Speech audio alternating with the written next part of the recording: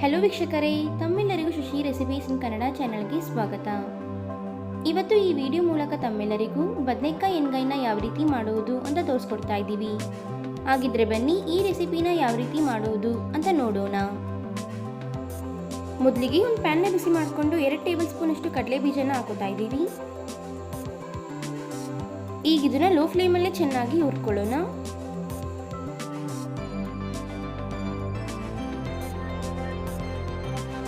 ಚೆನ್ನಾಗಿ ಹುರ್ಕೊಂಡಿದ ನಂತರ ಒಂದು ಪ್ಲೇಟ್ಗೆ ಸೇರಿಸ್ಕೊಳ್ಳೋಣ. ಈಗ ಅದೇ ಪ್ಯಾನ್ಗೆ 2 ಟೇಬಲ್ ಸ್ಪೂನ್ ಅಷ್ಟು ಎಳ್ಳನ್ನ ಹಾಕೋತಾ ಇದ್ದೀವಿ.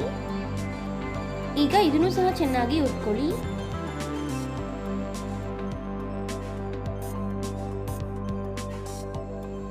ಈಗ ಇದಕ್ಕೆ 2 ಟೇಬಲ್ ಸ್ಪೂನ್ ಅಷ್ಟು ಕೊಬ್ಬರಿ ತುರಿನ ಹಾಕೊಂಡು ಹುರ್ಕೊಳ್ಳೋಣ.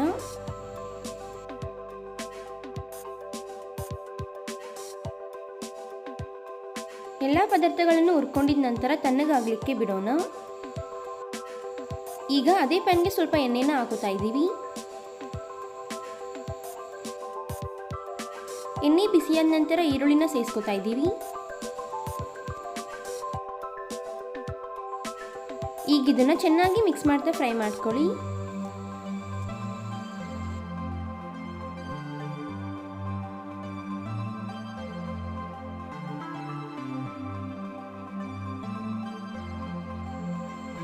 ಈರುಳ್ಳಿ ಫ್ರೈ ಆದ ನಂತರ ಚಕ್ಕೆ, ಲವಂಗ ಹಾಗೂ ಏಲಕ್ಕಿನ ಹಾಕೋತಾ ಇದ್ದೀವಿ.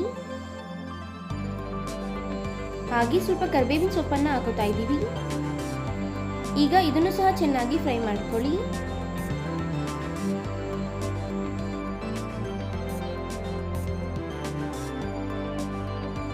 ಚೆನ್ನಾಗಿ ಫ್ರೈ ಮಾಡಿದ ನಂತರ ತಣ್ಣಗಾಗ್ಲಿಕ್ಕೆ ಬಿಡೋಣ.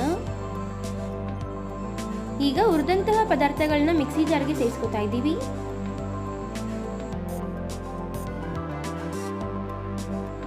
ಈಗ ಇದನ್ನ ತರಿತರಿಯಾಗಿ ರುಬ್ಕೊಳ್ಳಿ. ನೋಡಿ, ಈ ಒಂದು ಅದಕ್ಕೆ ರುಬ್ಕೋಬೇಕು. ನಂತರ ಒಂದು ಮಿಕ್ಸಿ ಜಾರ್ಗೆ ಫ್ರೈ ಮಾಡಿದಂತಹ ಪದಾರ್ಥಗಳನ್ನ ಹಾಕೋತಾ ಇದ್ದೀವಿ.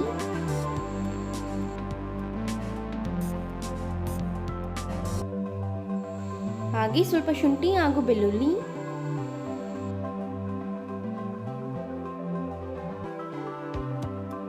ಹಾಗೆ 1 ಟೇಬಲ್ ಸ್ಪೂನ್ ಅಷ್ಟು ಧನಿಯಾ ಪುಡಿ,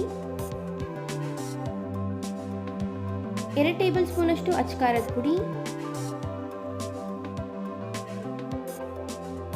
ಸ್ವಲ್ಪ ಅರಿಶಿನ, 1 ಟೇಬಲ್ ಸ್ಪೂನ್ ಅಷ್ಟು ಗರಂ ಮಸಾಲ, ಸ್ವಲ್ಪ ಬೆಲ್ಲ,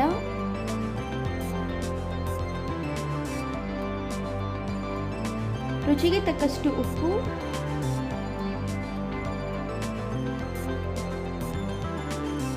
ಜೊತೆಗೆ ಸ್ವಲ್ಪ ಹುಣಸೆಹಣ್ಣನ್ನ ಹಾಕೋತಾ ಇದ್ದೀವಿ. ಈಗ ಇದನ್ನ ನುಣ್ಣಗೆ ರುಬ್ಕೊಳ್ಳೋಣ. ನೋಡಿ, ಈ ಒಂದು ಅದಕ್ಕೆ ರುಬ್ಕೋಬೇಕು. ನಂತರ ಒಂದು ಬೌಲ್ಗೆ ರುಬ್ಬಿದಂತಹ ಪೌಡರ್ನ ಹಾಕೊಂಡಿದ್ದೀವಿ. ಈಗ ಇದಕ್ಕೆ ಈರುಳ್ಳಿನ ಹಾಕೊಳ್ಳೋಣ. ಜೊತೆಗೆ ರುಬ್ಬಿದಂತಹ ಮಸಾಲೆನೂ ಸಹ ಹಾಕೊಳ್ಳೋಣ.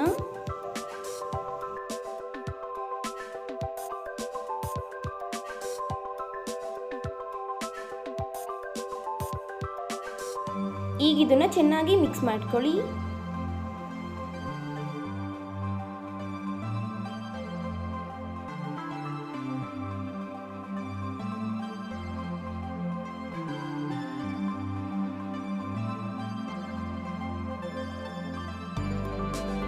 ನಾವಿಲ್ಲಿ ಬದನೆಕಾಯಿನ ಚೆನ್ನಾಗಿ ತೊಳೆದು ಈ ರೀತಿ ಕಟ್ ಮಾಡಿ ಇಟ್ಕೊಂಡಿದ್ದೀವಿ.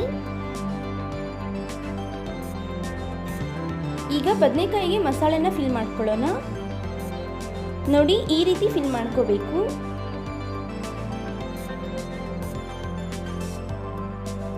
ಇದೇ ರೀತಿ ಎಲ್ಲ ಬದನೆಕಾಯಿಗೂ ಮಸಾಲೆನ ಫಿಲ್ ಮಾಡ್ಕೊಳ್ಳಿ.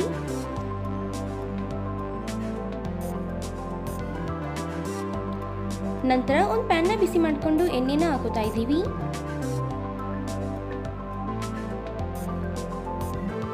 ಎಣ್ಣೆ ಬಿಸಿಯಾದ ನಂತರ ಸಾಸಿವೆನ ಹಾಕೊಳ್ಳೋಣ. ಹಾಗೆ ಖಾರದ ಮೆಣಸಿನಕಾಯಿ, ಜೊತೆಗೆ ಸ್ವಲ್ಪ ಕರಿಬೇವು ಸೊಪ್ಪನ್ನ ಹಾಕೋತಾ ಇದ್ದೀವಿ. ಈಗ ಈಗ ಇದನ್ನು ಲೋ ಫ್ಲೇಮಲ್ಲೇ ಚೆನ್ನಾಗಿ ಫ್ರೈ ಮಾಡ್ಕೊಳ್ಳಿ.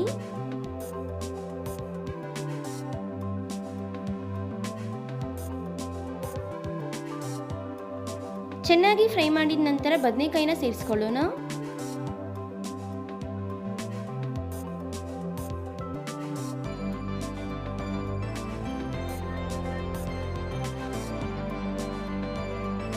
ಈಗ ಇದನ್ನು ಚೆನ್ನಾಗಿ ಮಿಕ್ಸ್ ಮಾಡ್ತಾ ಲೋ ಫ್ಲೇಮಲ್ಲೇ 5 ನಿಮಿಷಗಳ ಕಾಲ ಬೇಯಿಸ್ಕೊಳ್ಳಿ.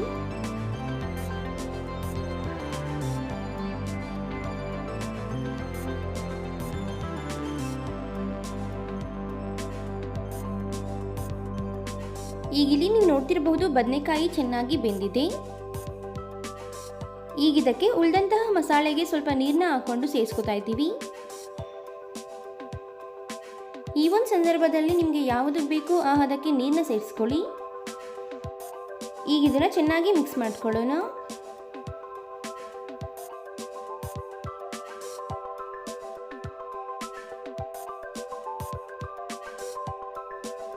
ಚೆನ್ನಾಗಿ ಮಿಕ್ಸ್ ಮಾಡಿದ ನಂತರ ಒಂದು ಲಿಡ್ನ ಕ್ಲೋಸ್ ಮಾಡಿ ಲೋ ಫ್ಲೇಮಲ್ಲಿ 5 ನಿಮಿಷಗಳ ಕಾಲ ಕುದಿಸ್ಕೊಳ್ಳಿ.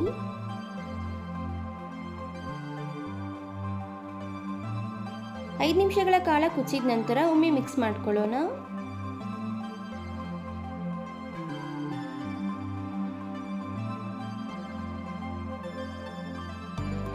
ಈಗ ಮೇಲ್ಗಡೆ ಸ್ವಲ್ಪ ಕೊತ್ತಂಬರಿ ಸೊಪ್ಪನ್ನು ಹಾಕೊಳ್ಳೋಣ.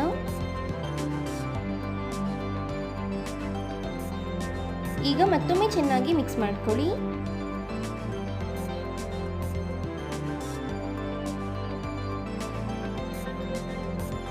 ಈಗ ಇಲ್ಲಿ ನೀವು ನೋಡ್ತಿರಬಹುದು ಕಂಪ್ಲೀಟ್ ಆಗಿ ಬದನೆಕಾಯಿ ಎಣ್ಗಾಯಿ ರೆಡಿ ಆಗಿದೆ. ನೋಡಿದ್ರಲ್ಲ ವೀಕ್ಷಕರೇ, ಅನ್ನಕ್ಕೆ ಚಪಾತಿಗೆ ಪರ್ಫೆಕ್ಟ್ ಆದಂತಹ ಬದನೆಕಾಯಿ ಎಣ್ಗಾಯಿನ ಯಾವ ರೀತಿ ಮಾಡಬಹುದು ಅಂತ. ಹಾಗಿದ್ರೆ ಇವತ್ತು ನಾವು ಮಾಡಿ ತಿಳಿಸಿಕೊಟ್ಟಂತಹ ಈ ರೆಸಿಪಿ ತಮ್ಮೆಲ್ಲರಿಗೂ ಇಷ್ಟ ಆಗಿದೆ ಅಂತ ಅನ್ಕೊಳ್ತೀನಿ. ಇಷ್ಟ ಆಗಿದ್ರೆ ಈ ವಿಡಿಯೋಗೊಂದು ಲೈಕ್ ಕೊಡಿ. ಹಾಗೆ ತಮ್ಮ ಅನಿಸಿಕೆ ಅಭಿಪ್ರಾಯಗಳನ್ನ ಕಮೆಂಟ್ ಬಾಕ್ಸಲ್ಲಿ ಕಮೆಂಟ್ ಮಾಡಿ. ಅಷ್ಟೇ ಅಲ್ಲ, ಈ ವಿಡಿಯೋನ ಮತ್ತೊಬ್ಬರಿಗೂ ಹೆಲ್ಪ್ ಆಗೋ ಹಾಗೆ ಶೇರ್ ಮಾಡಿ ಅಂತ ಕೇಳ್ಕೊತಾ ಇದ್ದೀನಿ. ಮತ್ತಷ್ಟು ಹೊಸ ಹೊಸ ರೆಸಿಪಿಗಳಿಗೋಸ್ಕರ ನಮ್ಮ ಚಾನಲ್ನ ಸಬ್ಸ್ಕ್ರೈಬ್ ಮಾಡೋದನ್ನ ಮರಿಬೇಡಿ. Thank you.